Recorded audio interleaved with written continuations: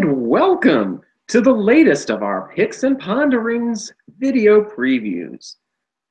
I'm Paul Major of Picks and Ponderings. You can find it at Chicago Now. We're also on Twitter at Picks Ponderings, and personally I'll make tweets from at HeyLaserbeam. This week, teammate Nicole Newlist and I are taking a divide and conquer approach to claiming Crown Day. It's set for the 5th of December at Gulfstream, the opening day of their Winter Championship meet, the beginning of 4 months of A-level racing in South Florida. Claiming Crown Day brings a lot of players from a lot of circuits together, and it's usually a card full of mental gymnastics and chances of prize plays. Let's let the Picks and Ponderings team help you.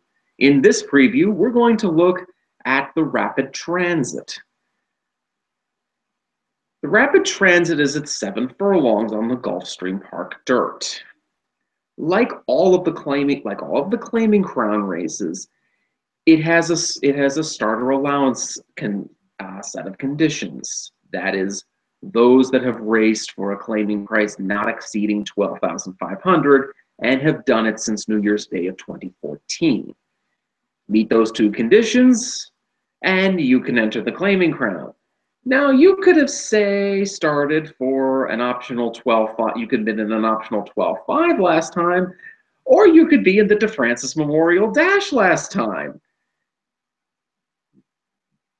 The possibilities are endless. Both extremes are represented in the claiming Crown, which makes these races a challenge to handicap. The Claiming Crown Rapid Transit goes as the 6th at Gulfstream. Post time, as reported by Equibase, at about 5 after 3 Eastern.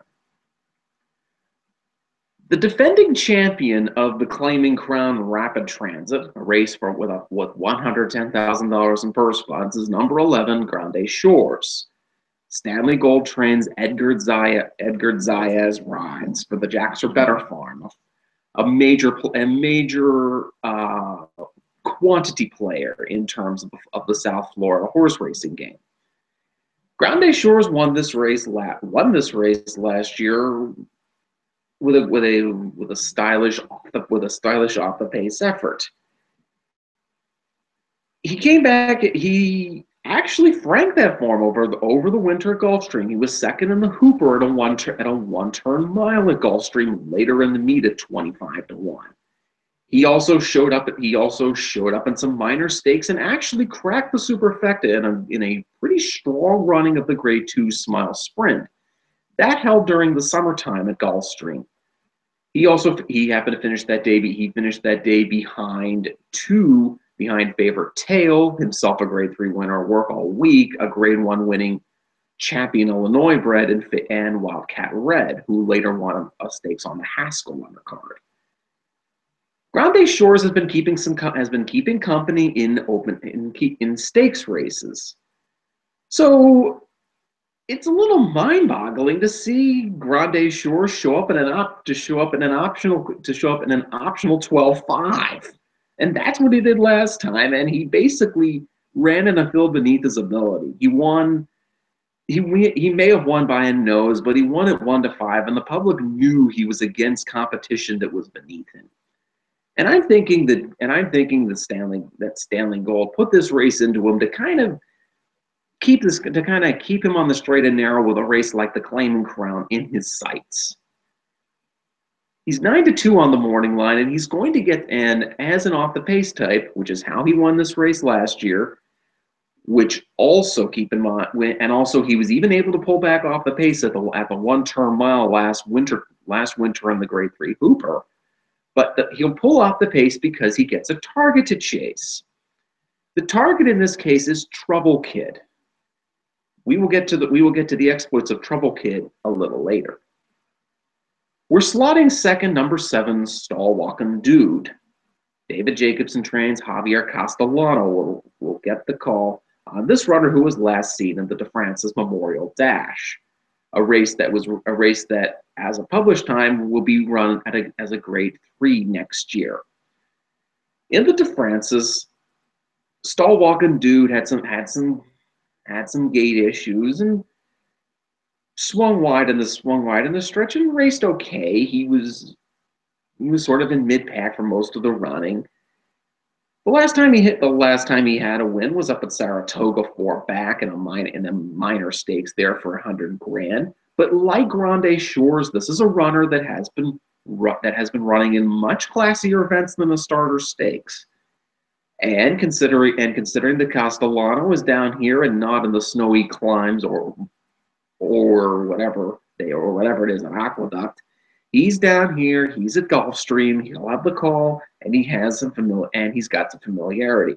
The rider upgrade last time from Trevor McCarthy. Trevor McCarthy's a fine rider on the Maryland circuit, but you're moving up when you're going up from McCarthy to Castellano.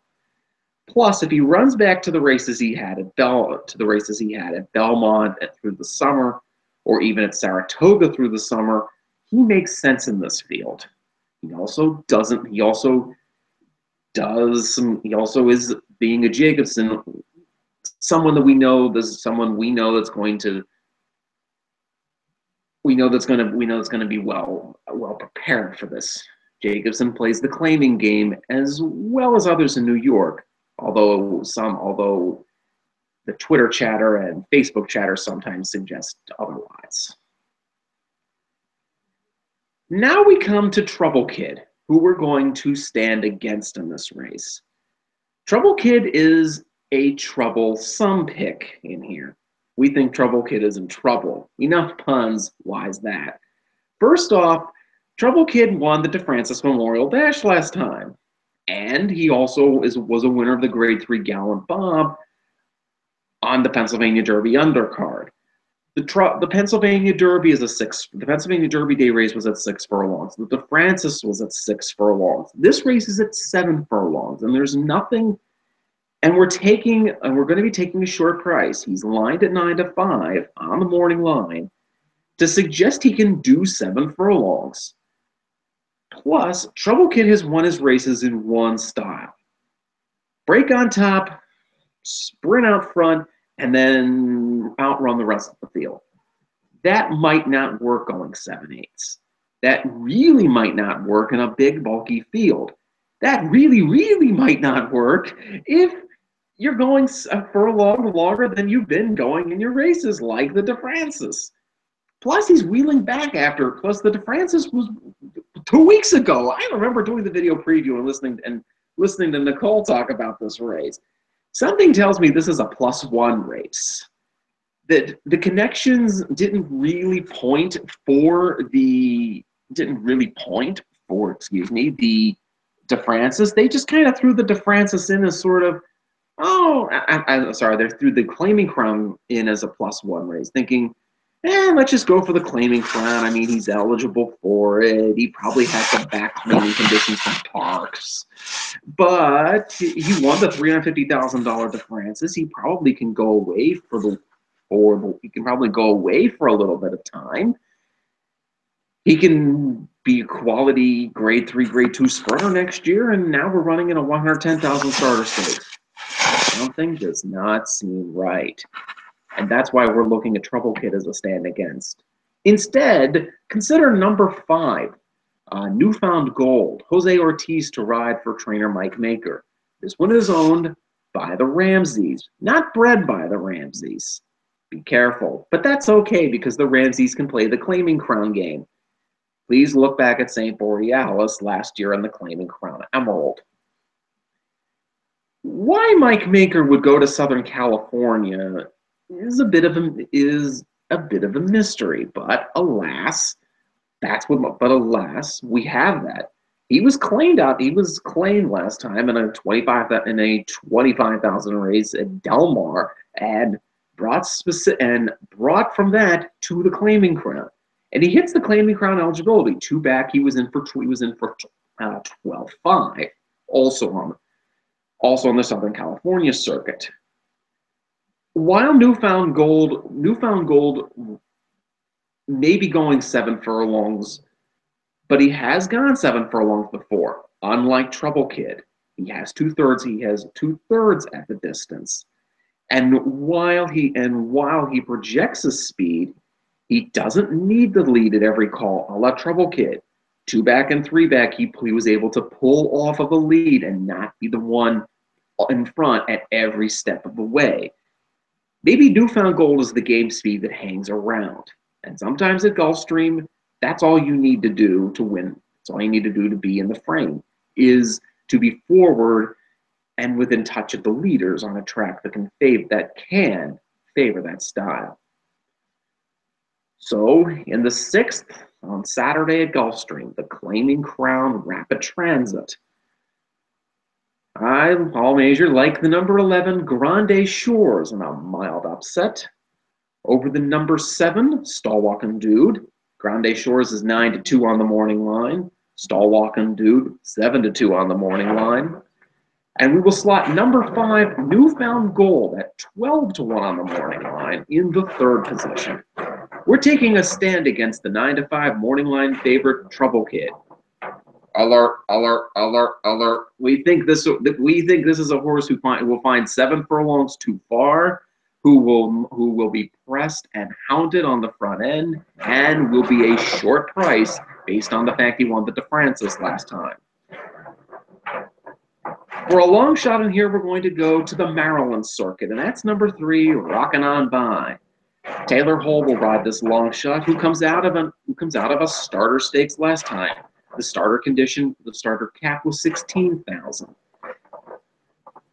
Before that, he was racing on the Maryland circuit, and interestingly, Rockin' On By shows some affinity on the bull ranks. 4-back, he was third to a Millionaire and Pants on Fire in the Wild and Wonderful Stakes at Charlestown. One guess where that race is. And 5-back, he won a coded NC allowance over at Timonium. That's also a bull ring on the Maryland circuit. Rockin' On By does have some bull ring affinity, but he does have his last 2 starts at Laurel going 7/8. Like Gulfstream, Laurel is a track that's 9 furlongs around, so maybe the 7/8, maybe the form he's showed at going 7/8 at Laurel will make sense going 7/8 at Gulfstream. He also has shown an ability to pull off of the pace as he had a nice inside trip going 7 and came off the pace going a 1-turn mile 3-back at Laurel. We think that he will make sense in this race as an off-the-pace threat who will be coming from the clouds. He's the number 3, Rockin' On By, the 20-1 long shot to watch. To recap, in the Claiming Crown Rapid Transit, I like the number 11 Grande Shores. Over the number 7, Stallwalkin' Dude. Slotting number 5, Newfound Gold 3rd. The long shot to watch is number 3, Rockin' On By. Good luck on Claiming Crown Day and opening day of Gulfstream from Picks and Ponderings.